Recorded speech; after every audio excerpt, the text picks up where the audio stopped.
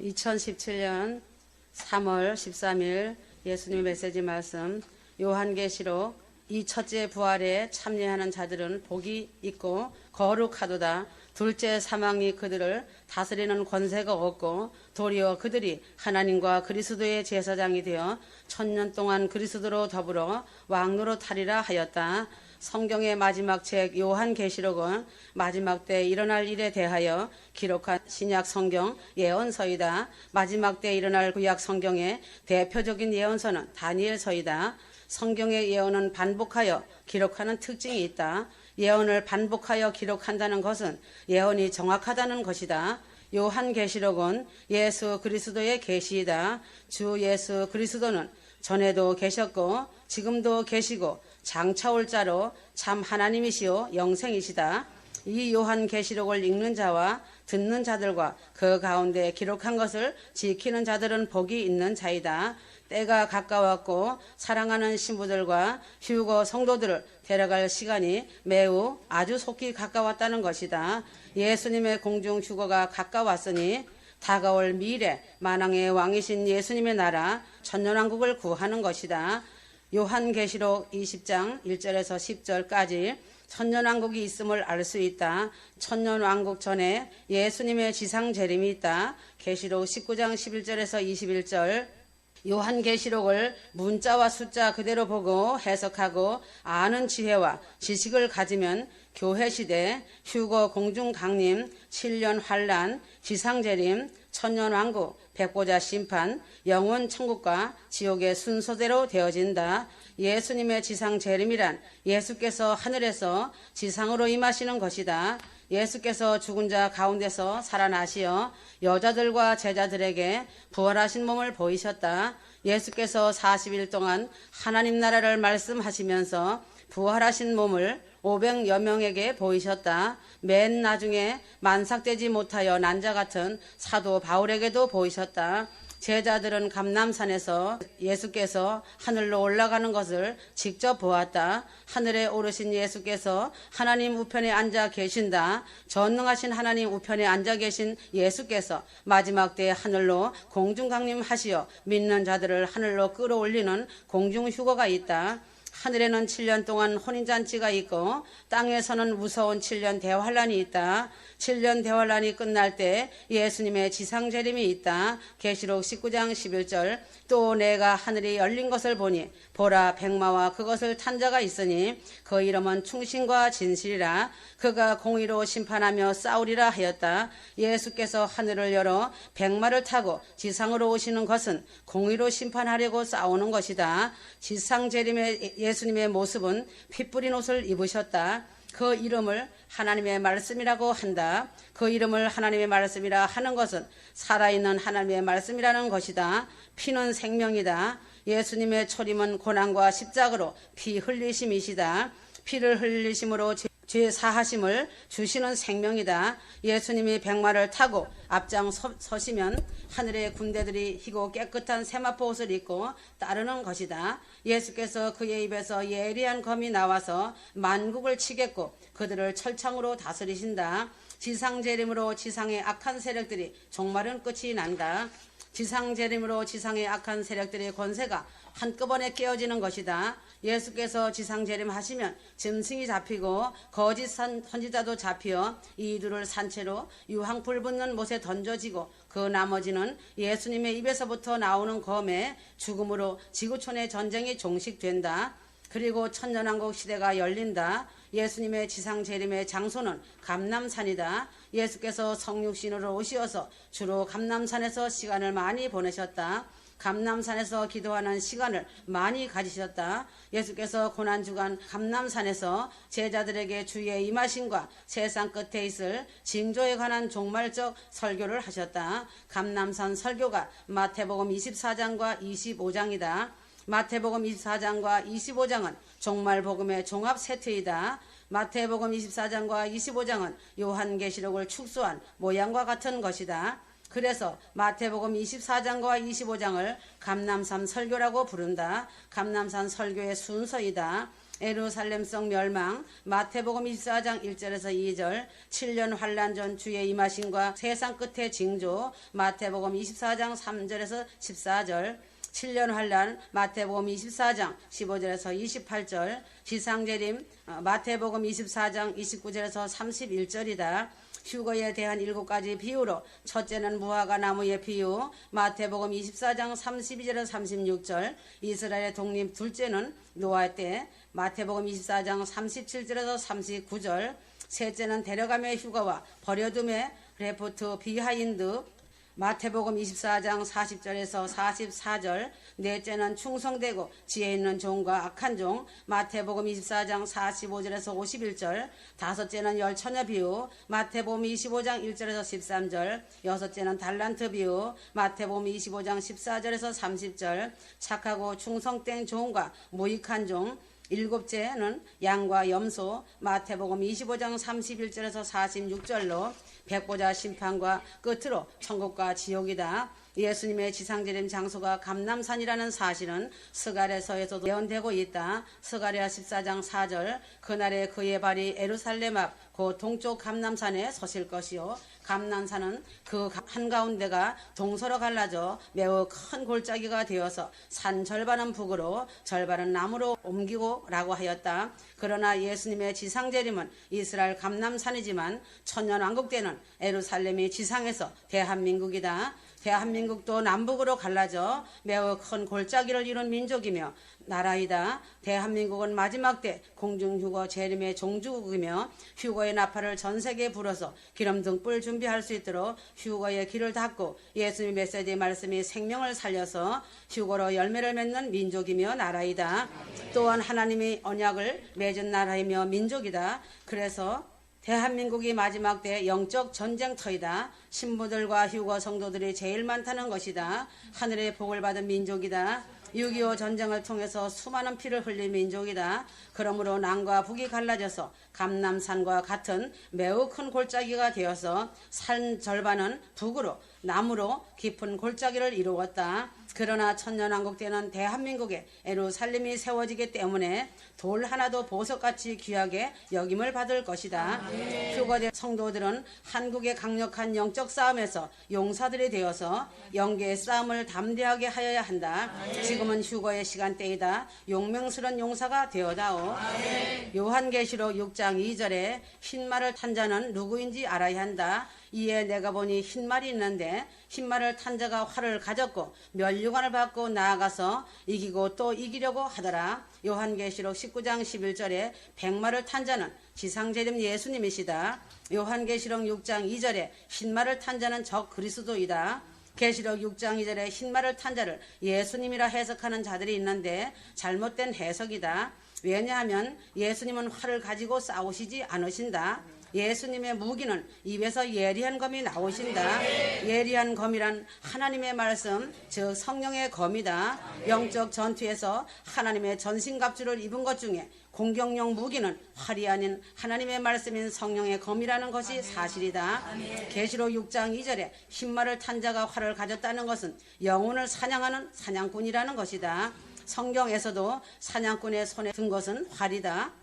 그러므로 계시록 6장 2절에 흰말을 탄 자가 활을 가지고 면류관을 받았다는 것은 7년 환란이 시작하는 적그리스도의 등장이다. 7년 환란에 먼저 적그리스도의 등장으로 마태복음 24장 15절에는 멸망에 가증한 것이라고 증거하고 있다. 마태복음 24장 15절 그러므로 너희가 선지자 다니엘의 말한 바 멸망에 가증한 것이 거룩한 곳에 선 것을 보거든 읽는 자는 깨달을진저 하였다. 흰말을 타고 활을 가진 자가 면류관을 받았다는 것은 세상의 모든 권세를 가졌다는 것이다. 면류관을 받은 모든 권세를 가지고 이기고 또 이기는 것은 세상을 하나님의 통제 시스템으로 지배하는 것이다. 그래서 뉴 월드 오더로 하나의 통일된 시스템으로 모든 사람들에게 짐승의 표를 가지고 이마나 오른손에 받게 하여 매매를 하게 하는 것이다. 계시록 13장 17절 그가 모든 자 곧 작은 자나 큰 자나 부자나 가난한 자나 자유인이나 종들에게 그 오른손에나 이마에 표를 받게 하고 누구든지 이 표를 가진 자 외에는 매매를 못하게 하니 이 표는 곧 짐승의 이름이나 그 이름의 수라 하였다. 짐승의 표를 받으면 짐승이라 부르는 적그리스도의 통제를 받을 수밖에 없다. 그러므로 표를 받으면 짐승이라고 한다. 그래서 7년 환란이 오기 전에 자는 자들과 같이 자지 말고 오직 깨어 예비되고 준비된 자가 되어야 한다. 예비된 자들은 어둠의 일을 벗고 빛의 갑옷을 입어 낮에와 같이 단정히 해야 할 것이다. 적그리스도는 7년 환란 때에 전 세계를 통제하고 지배하고 군림하여 숭배받으려고 할 것이다. 거대한 바벨탑을 세워 통제하는 것이다. 오늘날 이러한 조짐으로 다양성의 종교를 하나의 거대한 경제 시스템으로 뉴 월드 오더로 하나의 정치 권력을 보이게 한다. 흰말을 탄 자가 활을 가지고 면류관을 받아 이기고 또 이기려고 하는 것은 결국 기독교의 파괴이다. 성경을 부정하게 한다. 성경을 불법 서적이 되게 한다. 기독교의 세력을 약하게 하는 법안을 가지게 한다. 대한민국의 현 주소를 지금도 드러내고 있다. 적그리스도의 세력화로 대한민국의 정통성을 부정하고 북한 정권을 인정하려고 시도하고 있다. 좌파 세력의 주도로 대한민국 대통령을 의도적으로 끌어내리고 말았다. 또한 그들의 정체가 헌법재판소가 아닌 인민재판으로 다 드러나고 말았다.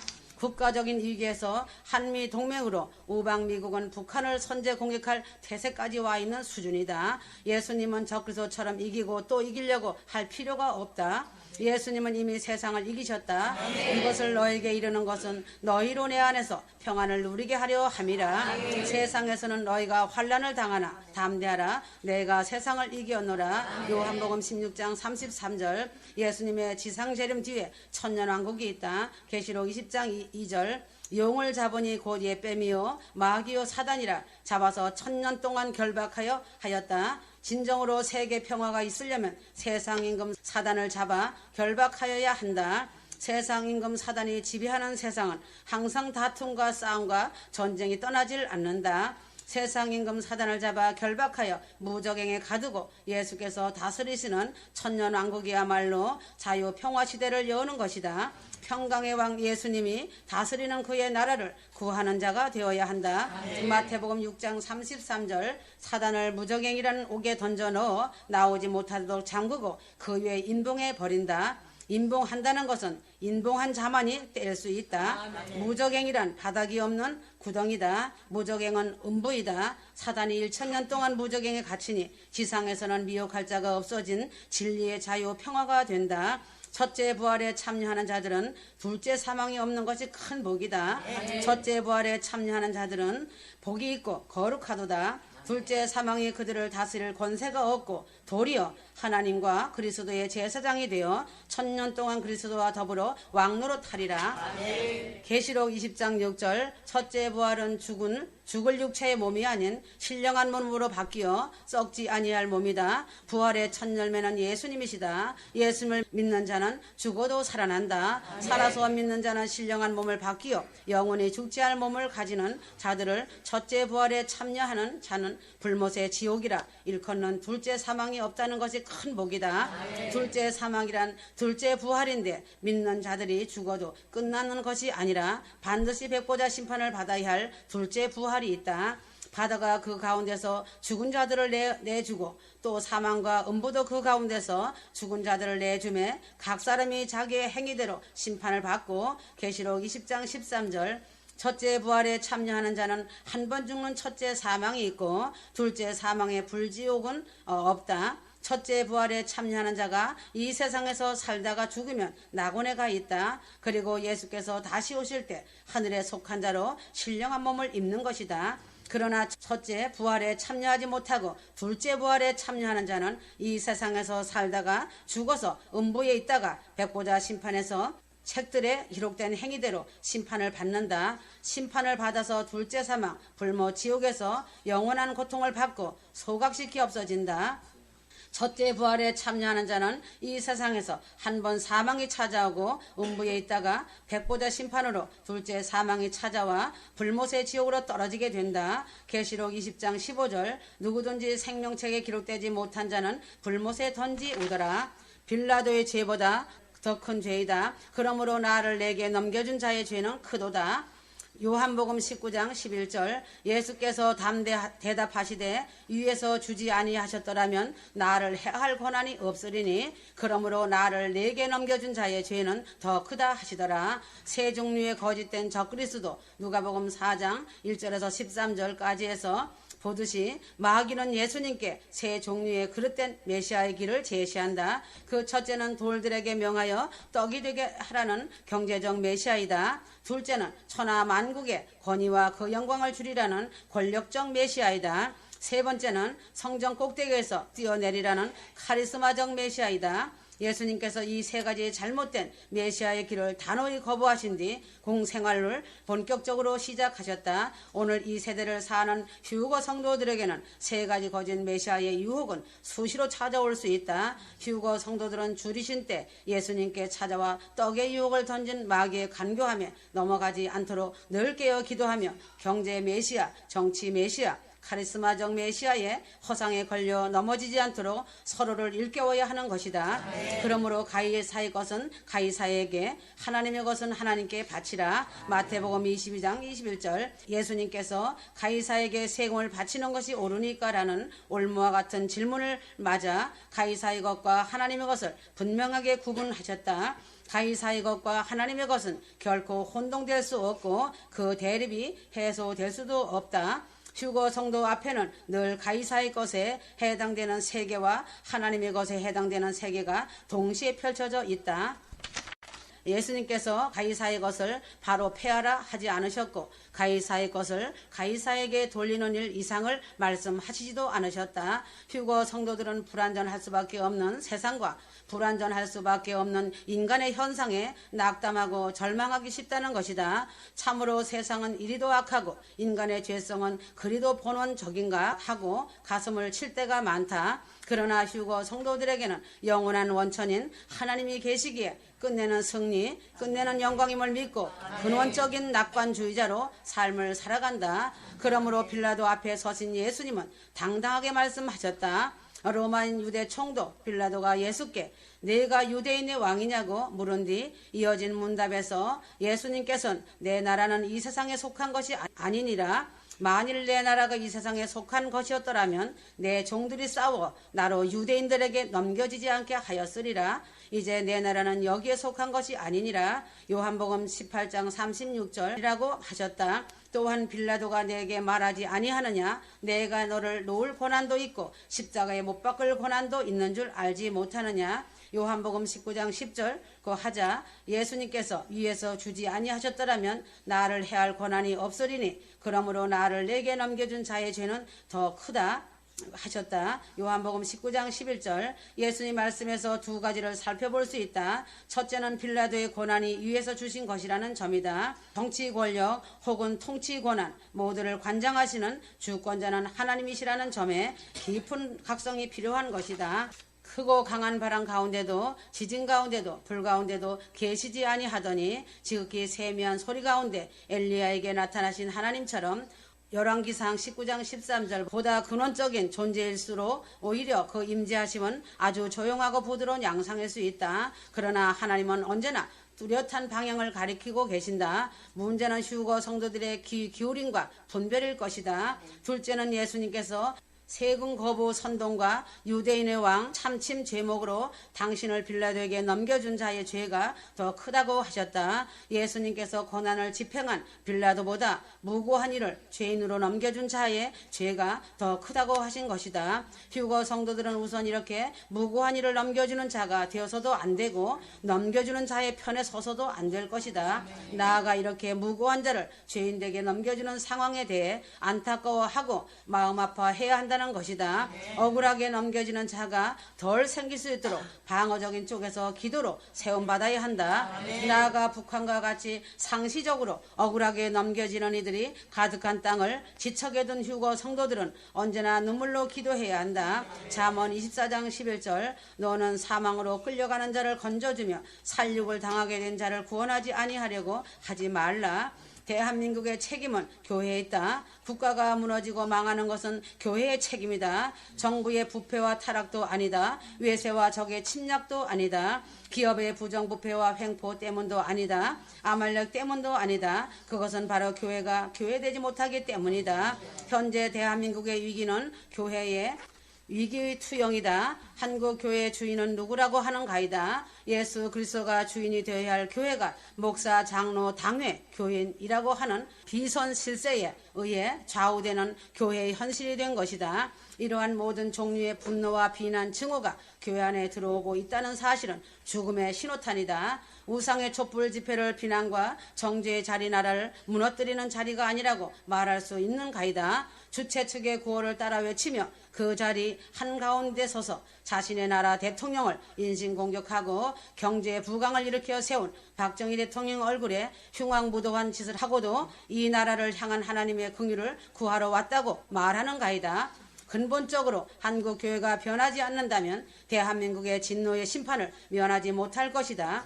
하나님은 불꽃 같은 눈으로 보고 계신다는 것을 알아야 한다. 지금은 한국 교회가 거리와 도시에 쏟아져 나와 회개하고 엎드려야 할 때이다. 이 나라와 민족을 위하여 성을 쌓으며 성 무너진 데를 막아서서 나로 하여금 멸하지 못하게 할 사람을 내가 그 가운데서 찾다가 찾지 못하였으므로 내가 내 분노를 그들 위에 쏟으며 내 진노의 불로 멸하여 그들 행위대로 그들 머리에 보응하였느니라. 주 여호와의 말씀이니라. 에스겔 22장 30절에서 31절. 민중 권리가 아니다. 나라를 바꾸는 것은 촛불이 아니라 교회들이 가슴을 찢으며 국가를 향한 애끓는 마음을 들고 거리로 쏟아져 나와 회개하며 기도할 때이다. 이 땅을 십자가의 피로 적시며 민족의 죄를 회개해야 한다. 휴거 성도들아 두 손을 들고 민족의 죄를 회개하여라. 아멘.